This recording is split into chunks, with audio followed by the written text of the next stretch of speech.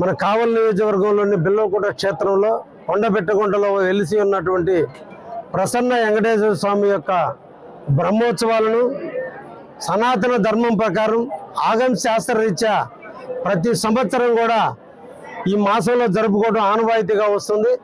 అదే సాంప్రదాయానికి అనుకూలంగా ఈ రోజు నుంచి గిరి ప్రదర్శనతో స్టార్ట్ అయ్యి 15వ తేదీ సాయంత్రం ఏకాంత సేవతో ఈ బ్రహ్మోత్సవాలని ముగించడం జరుగుతుంది.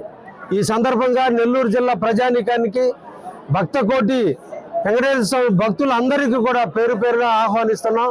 తప్పకుండా ప్రసన్న వెంకటేశ్వర దర్శనానికి రండి.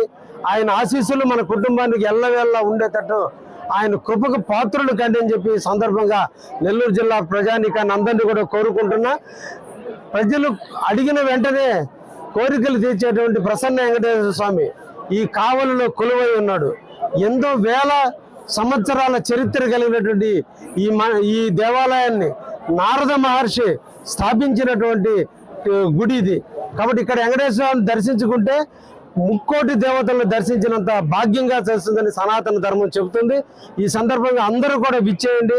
అన్ని ఏర్పాట్లు చేసిన భక్తులకు ఎటువంటి అసౌకర్యం జరగకుండా అన్ని రకాల ఏర్పాట్లతో ఈ రోజున మా ప్రభుత్వ యంత్రాంగం అంతా కూడా అప్రమత్తంగా ఉంటూ ఇక్కడ అన్ని కూడా పహారా కాస్తూ ఎవరికి కూడా ఇబ్బందులు లేకుండా చూస్తుంది. తప్పకుండా ప్రజలందరూ కూడా వెంకటేశ్వర స్వామిని దర్శించుకొని మన జీవితానికి ఒక దారి చూపండి అని చెప్పి సందర్భంగా అందరినీ కూడా కోరుకుంటున్నా. ధన్యవాదాలు. మరిన్ని వీడియోస్ కోసం ఛానల్ ని సబ్స్క్రైబ్ చేయండి. లేటెస్ట్ అప్డేట్స్ కోసం వాట్సాప్ ఛానల్ ని ఫాలో అవ్వండి. ఆ లింక్ డిస్క్రిప్షన్ లో ఉంది.